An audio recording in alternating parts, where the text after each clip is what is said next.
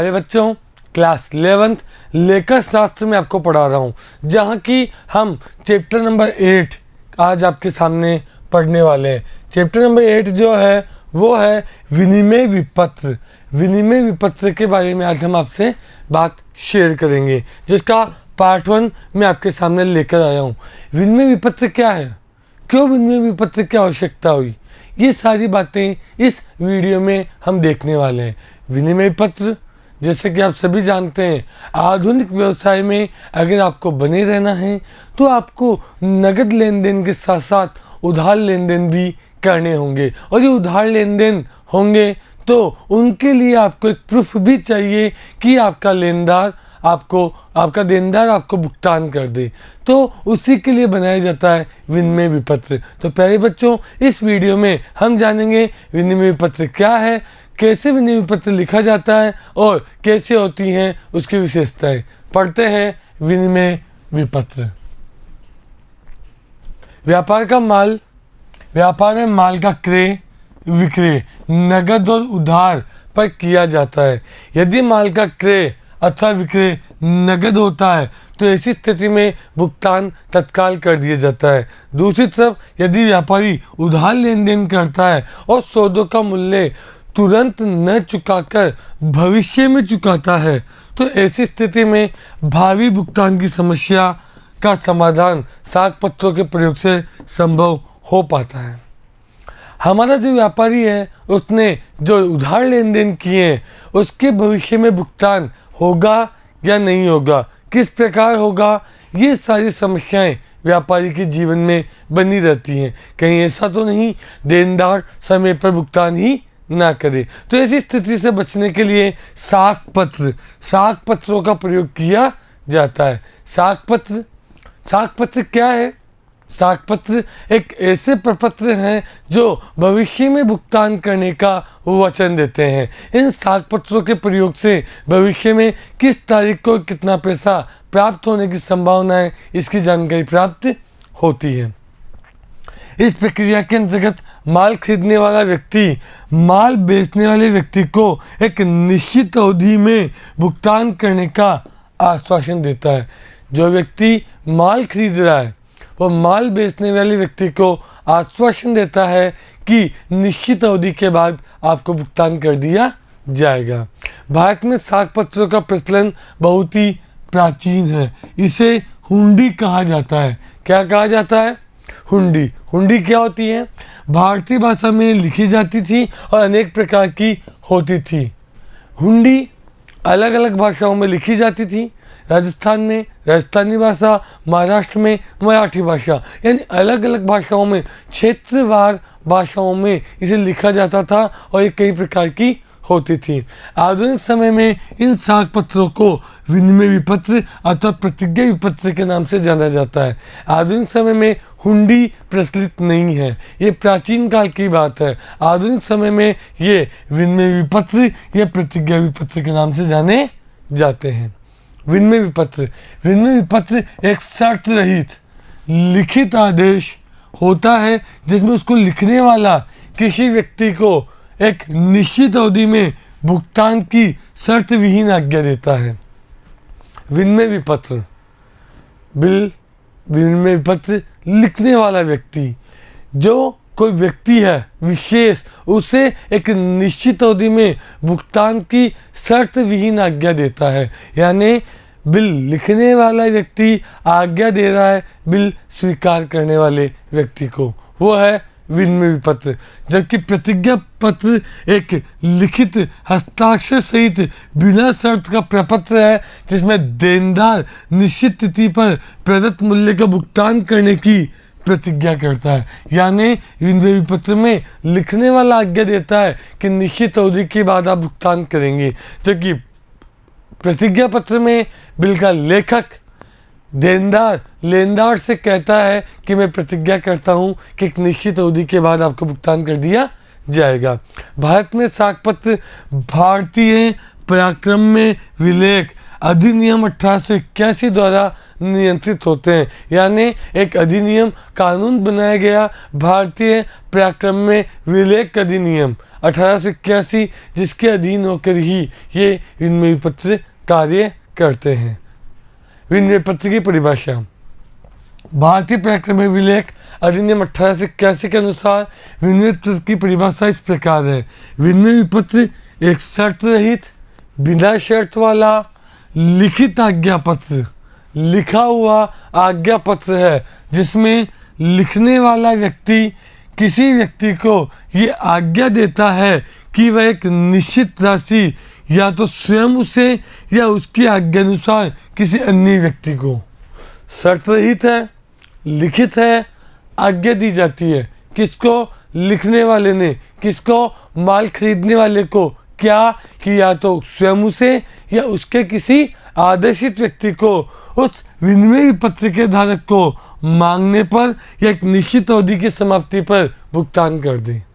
यहाँ बिल का लेखक, विनिमय पत्र का लेखक आज्ञा देता है किसे? माल खरीदने वाले व्यक्ति को कि या तो उसे स्वयं को या किसी आदेशित व्यक्ति को बिल का भुगतान एक निश्चित समय के बाद कर दे। उपरोक्त परिभाषा के अनुसार विनिमय पत्र की निम्न विशेषताएं स्पष्ट होती हैं। सबसे पहले ये लिखित होता है, मौखिक नहीं। विनिमय विपत्र कभी भी मौखिक यानी ओरल नहीं हो सकता। ये एक रिटन डॉक्यूमेंट है, लिखित डॉक्यूमेंट है जो लिखा हुआ होता है।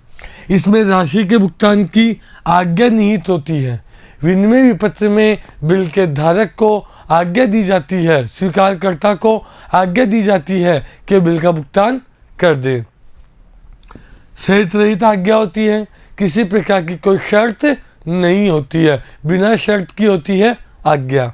विपत्र लिखने वाले के हस्ताक्षर होते हैं। जिस व्यक्ति ने बिल विनिमय पत्र लिखा है वो अपने हस्ताक्षर करके इस बिल को लिखता है। विनिमय पत्र में लिखित राशि निश्चित होती है। विनिमय पत्र में राशि निश्चित होती है कि कितनी राशि का भुगतान किया जाना है। विनिमय पत्र में भुगतान की तिथि निश्चित होती है। भुगतान की तिथि भी निश्चित होती है कि कितनी अवधि के बाद विनिमय पत्र का भुगतान किया जाना है। इस विपत्र द्वारा उस व्यक्ति विशेष को आज्ञा दी जाती है जिसके नाम पर विपत्र लिखा गया है। उस व्यक्ति को आज्ञा दी गई है जिसके नाम पर विपत्र लिखा गया है। इसमें लिखित निश्चित राशि मांग पर देय अथवा निश्चित समय के बाद ही दी जाती है। यानी जिस तिथि का लिखा इस विनिमय पत्र में कर दिया जाता है उसी तिथि के बाद या उस तिथि को बिल का भुगतान किया जाता है। इस विलेख पर मुद्रांकन होना अनिवार्य है, यानी इसके सीरियल नंबर स्टाम्प लगा होना जरूरी है। विनिमय विपत्र लेनदार द्वारा, लेनदार कौन? विक्रेता। लेनदार द्वारा, लेनदार कौन? विक्रेता द्वारा अपने देनदार, देनदार कौन? क्रेता, माल को खरीदने वाला। यानी कि लेनदार विक्रेता होता है, देनदार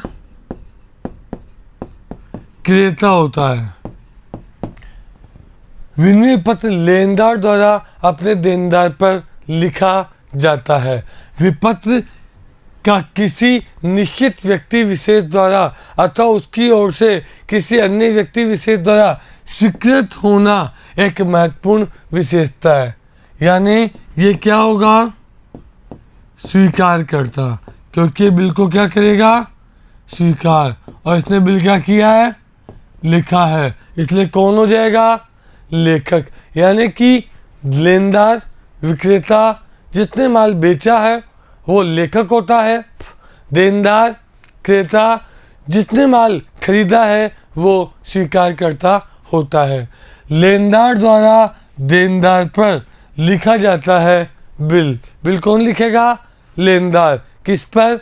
देनदार पर।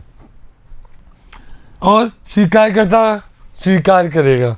लेखक ने बिल लिखा, स्वीकारकर्ता ने बिल स्वीकार किया। इस संबंध में ये बात ध्यान देने योग्य है कि विनिमय विपत्र स्वीकृत होने से पूर्व ड्राफ्ट कहलाता है और स्वीकृति के बाद ही विनिमय पत्र बन पाता है। जब तक बिल का लेखक बिल को लिखकर स्वीकारकर्ता से स्वीकृति प्राप्त नहीं कर लेता तब तक बिल ड्राफ्ट कहलाता है, और जब स्वीकारकर्ता स्वीकृति प्रदान कर देता है तो ये बिल विनिमय पत्र बन जाता है। विनिमय पत्र के पक्षकार। विनिमय विपत्र के प्राय 3 पक्षकार होते हैं। नंबर 1, आहरकर्ता बिलकर्ता, जिसे हम बोल सकते हैं लेखक। वह व्यक्ति जो विपत्र लिखता है अथवा उस पर अपने हस्ताक्षर करके एक निश्चित राशि के भुगतान का आदेश देता है, आज्ञा प्रदान करता है। क्या देता है? आज्ञा देता है। उसे आहरकर्ता या बिलकर्ता या लेखक भी कहा जाता है। यह व्यक्ति विशेष प्राय माल का विक्रेता या लेनदार होता है। जिस व्यक्ति ने माल बेचा है उस व्यक्ति को ही हम विनिमय पत्र का बिलकर्ता, आहर्ता या लेखक कहते हैं। लेखक यानी ड्रावर, बिल को ड्रू करने वाला ड्रावर। स्वीकारकर्ता आहारी, जिस व्यक्ति पर विनिमय पत्र लिखा जाता है अर्थात वह व्यक्ति जिसे एक निश्चित राशि के भुगतान का आदेश दिया जाता है उसे आहारी स्वीकारकर्ता कहते हैं। स्वीकारकर्ता यानी कि एक्सेप्टर। क्या बोलते हैं? एक्सेप्टर कहते हैं। यह व्यक्ति प्राय माल का क्रेता या देनदार होता है, जिसने माल खरीदा है और जो बिल का भुगतान करेगा। पाने वाला, वह व्यक्ति जिसे विनिमय पत्र का भुगतान मिलता है विनिमय पत्र पाने वाला कहलाता है, यानी प्राप्तकर्ता। जिसे बिल से भुगतान की राशि प्राप्त होगी उसे हम विनिमय पत्र का प्राप्तकर्ता कहते हैं। आहरकर्ता बिलकर्ता आधे भुगतान की तिथि तक बिल अपने पास रखता है, तब आहर्ता ही भुगतान पाने वाला व्यक्ति होगा। बिल लेखक के पास तो प्राप्तकर्ता कौन हो जाएगा? लेखक ही। निम्न परिस्थिति में भुगतान पाने वाला व्यक्ति अलग हो सकता है। जब बिल लेखक के पास हो तो लेखक ही आपका क्या बन जाएगा? प्राप्तकर्ता बन जाएगा, रिसीवर बन जाएगा जब बिल स्वयं के पास हो। यदि बिल कर्ता विपत्र को बुनवा लेता है तो ऐसी स्थिति में भुगतान पाने वाला व्यक्ति आहर्ता से भिन्न होगा। बिल को बैंक से बुनाया, ऐसी स्थिति में आहरकर्ता से प्राप्तकर्ता कौन बन जाएगा? बैंक। यदि आहरकर्ता बिल को अपने लेनदार के पक्ष में बेचान कर देता है तो लेनदार राशि पाने वाला व्यक्ति बन जाएगा। बिल बेचान किया और बिल बेचान करने की स्थिति में तीसरा पक्षकार यानी कि बेचानकर्ता बिल का लेखक और बिल का पाने वाला प्राप्तकर्ता बन जाता है। सामान्यतया आहर्ता और भुगतान पाने वाले व्यक्ति एक ही होता है। सामान्य परिस्थितियों में हम बिल लेखक के पास ही रहता है। इस प्रकार आदेशित स्वीकारकर्ता और आहारी एक ही व्यक्ति होता है। चलते हैं आगे। आगे हम पढ़ेंगे प्रतिज्ञा पत्र के बारे में।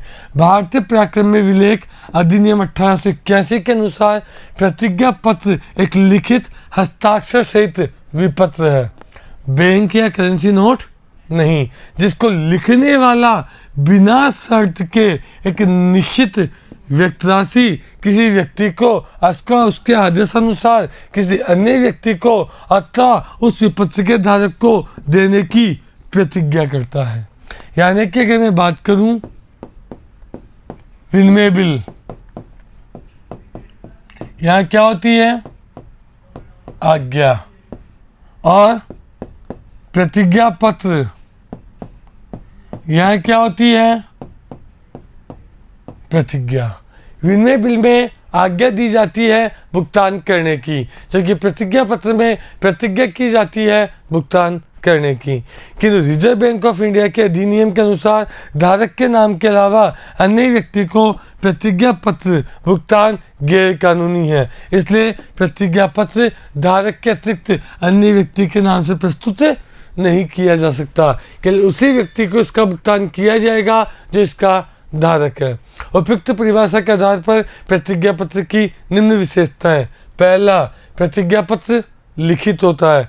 यह एक लिखित प्रपत्र है जहां संपूर्ण जानकारी लिखी होती है। इसमें शर्त रहित प्रतिज्ञा की जाती है। प्रतिज्ञा की जाती है कि निश्चित अवधि को मैं आपको भुगतान कर दूंगा। एक निश्चित व्यक्ति विशेष द्वारा लिखा जाता है और हस्ताक्षरित होता है, यानी लिखने वाला व्यक्ति इसको लिखकर इस पर हस्ताक्षर भी करता है। इसका भुगतान किसी व्यक्ति विशेष को किया जाता है। इसके अग्रभाग पर मुद्रांकन का होना आवश्यक है। प्रतिज्ञा पत्र की स्वीकृति की आवश्यकता नहीं होती, क्योंकि प्रतिज्ञा पत्र का लेखक ही भुगतान करने की प्रतिज्ञा करता है, जबकि विनिमय पत्र में लेखक अलग व्यक्ति और स्वीकारकर्ता अलग व्यक्ति होता है। लेखक बिल्कुल लिखता है और स्वीकारकर्ता बिल्कुल स्वीकार करता है, इसलिए वहाँ स्वीकृति की आवश्यकता होती है। लेकिन प्रतिज्ञा पत्र में बिल का लेखक ही बिल को भुगतान को स्वीकार करता है, इसलिए वो प्रतिज्ञा लेता है। इसलिए यह स्वीकारकर्ता के लिए स्वीकृति की आवश्यकता नहीं होती, क्योंकि स्वीकारकर्ता और बिल का लेखक एक ही व्यक्ति होता है। आगे चलें। प्रतिज्ञा पत्र के पक्षकार। प्रतिज्ञा पत्र में केवल दो पक्षकार होते हैं। पहला, यह एक व्यक्ति होता है जो निश्चित राशि के भुगतान के लिए प्रतिज्ञा पत्र लिखकर देता है। ये साधारणतया ऋणी यानी कि देनदार। प्रतिज्ञा पत्र की स्थिति में देनदार ही बिल का लेखक होता है। पाने वाला यह व्यक्ति वो होता है जिसको प्रतिज्ञा पत्र की राशि का भुगतान किया जाना है। इस व्यक्ति के पक्ष में ही प्रतिज्ञा पत्र लिखा जाता है। ये क्या कहलाता है? ऋणदाता यानी कि लेनदार। यानी कि प्रतिज्ञा पत्र और विनिमय पत्र दोनों की स्थिति में आपके लेखक और स्वीकारकर्ता अलग अलग होते हैं। प्रतिज्ञा पत्र और विनिमय पत्र में अंतर। बात करें लेखक, ये लेनदार द्वारा प्रस्तुत किया जाता है विनिमय पत्र, जबकि यह देनदार द्वारा प्रस्तुत किया जाता है। विनिमय पत्र को लेनदार लिखता है, जबकि प्रतिज्ञा पत्र को देनदार लिखता है। आदेश, इसमें भुगतान के लिए एक आज्ञा होती है। इसके तीन पक्षकार होते हैं, लेखक, देनदार और पाने वाला। विनिमय पत्र में आज्ञा दी जाती है व्यक्ति को भुगतान करने की, जबकि प्रतिज्ञा पत्र में एक शर्त रहित प्रतिज्ञा होती है और यहाँ दो पक्षकार होते हैं, लेखक और लेनदार। लेनदार बोले तो प्राप्तकर्ता जो बिल का भुगतान प्राप्त करेगा। आगे चले। स्वीकृति, इसमें आदेशित व्यक्ति और आदेशानुसार अन्य व्यक्ति द्वारा स्वीकृति अनिवार्य है। क्यों? क्योंकि बिल का लेखक और बिल का स्वीकारकर्ता दोनों अलग अलग व्यक्ति हैं। इसमें स्वीकृति की आवश्यकता नहीं होती। क्यों नहीं होती? क्योंकि बिल का लिखने वाला ही बिल का स्वीकारकर्ता होता है। भुगतान पाने वाला, इसमें लेखक और पाने वाला एक ही व्यक्ति होता है, क्योंकि बिल लिखा है, आज्ञा दी है भुगतान करने की और राशि प्राप्त करेंगे। इसमें लेखक और राशि पाने वाला व्यक्ति भिन्न भिन्न होते हैं, क्योंकि बिल का लेखक बिल का भुगतान करता है, न कि राशि प्राप्त करता है। आगे बात करें नोटिस। विपत्र के अनादरण हो जाने पर धारक द्वारा लेखक को नोटिस दिया जाता है कि बिल का भुगतान समय पर नहीं हुआ है, जबकि इसमें अनादरण की दशा में कोई नोटिस नहीं दिया जाता, क्योंकि बिल का धारक, बिल का लेखक, स्वीकारकर्ता एक ही होता है। आगे चलें। विनिमय पत्र के लाभ। विनिमय पत्र के लाभ। आधुनिक व्यापार जगत में विनिमय पत्र के निम्नलिखित लाभ है। सबसे पहले संबंधों की रूपरेखा।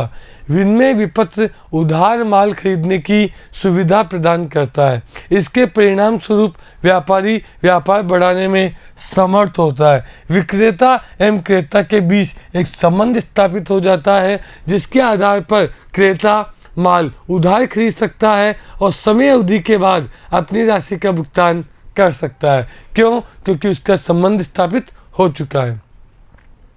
निश्चित शर्त विनिमय पत्रों की सहायता से व्यापारी जान लेता है कि अमुक तिथि तक व्यापारी को कितनी धनराशि प्राप्त होगी अथवा कितना भुगतान उसे करना होगा। इसका मूल कारण लेनदार और देनदार के मध्य लिखित शर्तों से संबंधित है, जैसे कि भुगतान की राशि, भुगतान की तिथि, ब्याज का भुगतान यदि है तो भुगतान का स्थान आदि विपत्र पर स्पष्ट रूप से लिखा जाता है, ताकि बिल का लेनदार और बिल के देनदार इन सभी जानकारी को प्राप्त कर सके और समय पर लेनदार भुगतान प्राप्त कर सके और देनदार भुगतान कर सके।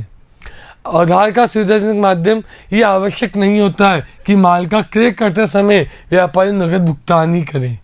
क्यों? क्योंकि समय व परिस्थितियों के अनुकूल न होने पर भुगतान अगले महीने भी किया जा सकता है। उधार माल खरीदकर विपत्र स्वीकार भी किया जा सकता है। इससे एक उधार की सुविधा व्यापारी को प्रदान होती है। इसके अतिरिक्त धन की आवश्यकता अनुभव करने पर विपत्र को बैंक से बट्टागत धनराशि प्राप्त की जा सकती है या 30 से किसी पक्ष को विपत्र का बेचान किया जा सकता है। धन की आवश्यकता होने पर विपत्र को बैंक से भुनाया भी जा सकता है या किसी तीसरे व्यक्ति को बिल का बेचान भी किया जा सकता है। निर्णायक प्रमाण विनिमय पत्र एक कानूनी दस्तावेज है जिसका आशय यह है कि व्यापारिक सौदे के तहत खरीदार बिक्रीदाता से उधार माल खरीदता है और वह विक्रेता को भुगतान करने के लिए बाध्य है। अस्वीकृति की स्थिति में लेनदार नोटरी से निर्णायक प्रमाण लेकर न्यायालय की सहायता से भुगतान वसूल कर सकता है, क्योंकि इसे कानूनी दस्तावेज की स्वीकृति प्रदान की गई है। न्यायालय में भी इसे सबूत के तौर पर प्रस्तुत किया जा सकता है। सरल हस्तांतरण ऋणों का भुगतान विनिमय पत्र के बेचान अथवा सुपुर्दगी के द्वारा किया जा सकता है। जब हम किसी तीसरे व्यक्ति से हमारे ऋण का भुगतान करना हो तो उसके बदले में हम उससे हमारा लिखा हुआ विपत्र सपुर्द कर या बेचान कर भी उसका हस्तांतरण कर सकते हैं। विपत्र की परिपक्वता तिथि से आशय उस तिथि से जिस दिन विपत्र या प्रतिज्ञा पत्र भुगतान के लिए देय होता है। जिस दिन प्रतिज्ञा पत्र या विपत्र का भुगतान किया जाएगा। भुगतान की तिथि विपत्र की अवधि में 3 दिन जो रियायती दिन कहलाते हैं जोड़कर निकाली जाती है। जैसे मान लीजिए 1 अप्रैल को कुछ माल खरीदा गया जिसके बिल लिखा गया और बिल की भुगतान अवधि लिखी गई 3 माह। कितने महीने? 3 महीने। बिल 1 अप्रैल को लिखा गया, अवधि 3 माह। अप्रैल, मई, जून, जुलाई। यह आ जाएगी 1 जुलाई 2010, जिसमें 3 दिन रियायती के जोड़े जाते हैं। 3 डेज, यानी कि 4 जुलाई 2010 आपकी क्या होगी? परिपक्वता तिथि। यानी कि परिपक्वता तिथि निकालते समय अवधि को जोड़ने के बाद 3 दिन जो रियायती दिन होते हैं उन रियायती दिनों को जोड़कर परिपक्वता तिथि निकाली जाती है। अर्थात हम कह सकते हैं परिपक्वता तिथि वो है जिस दिन विनिमय पत्र या प्रतिज्ञा पत्र भुगतान के लिए देय होता है, जिस दिन विनिमय पत्र या प्रतिज्ञा पत्र का भुगतान होगा। यदि एक विपत्र 30 दिन के भुगतान अवधि पर 5 मार्च को लिखा जाता है तो उसकी परिपक्वता तिथि 7 अप्रैल होगी। अर्थात 5 मार्च प्लस 30 दिन प्लस 3 दिन रियायती, यानी कि 7 अप्रैल होगी उसकी परिपक्वता तिथि। यदि भुगतान अवधि 1 माह है तो परिपक्वता तिथि 8 होगी, यानी कि 5 मार्च प्लस 1 माह प्लस 3 दिन, यानी कि 8 अप्रैल। प्यारे बच्चों, यहाँ आप देखेंगे कि जब आपको दिन जोड़ने के लिए कहा जाए तो आप दिन ही जोड़ेंगे, महीने नहीं। जब आपको महीना जोड़ने के लिए कहा जाए तब आप दिनों पर ध्यान नहीं देंगे कि महीना कितने दिनों का है। 1 माह और 3 दिन। यदि परिपक्वता तिथि के दिन सार्वजनिक अवकाश होता है, यानी कि संडे या महात्मा गांधी जयंती या और कोई नेशनल हॉलीडे, तो साख पत्र 1 दिन पूर्व ही दे होगा, यानी 8 अप्रैल की जगह 7 अप्रैल को ही उसका भुगतान किया जाएगा। ऐसी स्थिति में यदि 8 अप्रैल परिपक्वता तिथि है और सार्वजनिक अवकाश है तो 7 अप्रैल ही परिपक्वता तिथि मानी जाएगी। नेशनल डे होने पर 1 दिन पूर्व ही बिल का भुगतान किया जाता है। परंपरा भारतीय पराक्रम में विलेख अधिनियम 1881 के अनुसार भारत सरकार द्वारा आकस्मिक अवकाश घोषित किया जाए। आकस्मिक अवकाश किसी अचानक से परिस्थितिवश अवकाश घोषित किया जाए तो अगला कार्य दिवस परिपक्वता तिथि मानी जाएगी, यानी कि 8 अप्रैल को जो परिपक्वता तिथि थी, अचानक से आकस्मिक अवकाश घोषित हो जाने की वजह से ये 9 अप्रैल मानी जाएगी। अगर सार्वजनिक अवकाश है, पहले से घोषित अवकाश है, तो उससे 1 दिन पहले वाले दिन को हम परिपक्वता तिथि मान लेते हैं। लेकिन अचानक से उस परिपक्वता तिथि वाले दिन अवकाश घोषित किया जाए तो ऐसी स्थिति में अगले दिन को परिपक्वता तिथि माना जाता है। विपत्र को बट्टागत यानी बुनाना। यदि विपत्र के धारक को धन की आवश्यकता है तब वह देय तिथि से पूर्व उसे बैंक से भुनवा सकता है। देय तिथि कुछ समय बाद आने वाली है, धारक को धन की राशि की आवश्यकता अभी है तो वह बैंक जाकर देय तिथि से पूर्व ही उस बिल को बैंक से भुनवा सकता है। इस स्थिति में बैंक विपत्र का भुगतान नामात्र कटौती यानी कि बट्टे के बाद कर देता है। बैंक कुछ धनराशि कुछ राशि कट कर लेता है जिसे बट्टा कहते हैं और शेष राशि का भुगतान विपत्र के धारक को कर देता है। इस विपत्र के नकदीकरण की प्रक्रिया को विपत्र का भुनाना कहते हैं, यानी बिल को समय से पूर्व ही नकद में परिवर्तित करवा लेना बिल का नकदीकरण कहलाता है। बैंक आहार्य से देय तिथि पर विपत्र के भुगतान की राशि प्राप्त कर लेता है और बैंक स्वीकारकर्ता से कब राशि प्राप्त करेगा? जिस दिन बिल की देय तिथि होगी।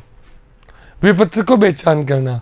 विनिमय पत्र का बेचान संभव है। विपत्र का धारक भुगतान के लिए अपने किसी लेनदार को विपत्र का बेचान कर सकता है। बेचान मतलब कि तीसरे व्यक्ति को विपत्र के धारक द्वारा बिल का हस्तांतरण संभव है, सिवाय इसके कि हस्तांतरण पर प्रतिबंध हो, अर्थात बिल हस्तांतरण प्रतिबंध संबंधी शब्दों का प्रयोग किया गया।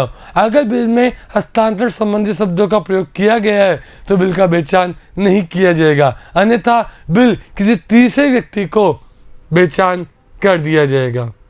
प्यारे बच्चों, इस पूरे के पूरे वीडियो में हमने बिल और प्रतिज्ञा पत्र के बारे में पढ़ा। हमने पढ़ा विनिमय पत्र क्या है। विनिमय पत्र एक आज्ञा है जो लेनदार के द्वारा देनदार को बिल के भुगतान के लिए की जाती है, जबकि प्रतिज्ञा पत्र एक प्रतिज्ञा है जो देनदार द्वारा लेनदार को भुगतान करने की प्रतिज्ञा की जाती है। तो प्यारे बच्चों, इस वीडियो में हमने विनिमय पत्र के लाभ, प्रतिज्ञा पत्र जैसी शब्दावली को पढ़ा और जाना विनिमय पत्र और प्रतिज्ञा पत्र में क्या है अंतर।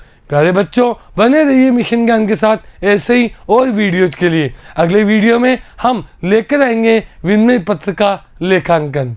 धन्यवाद।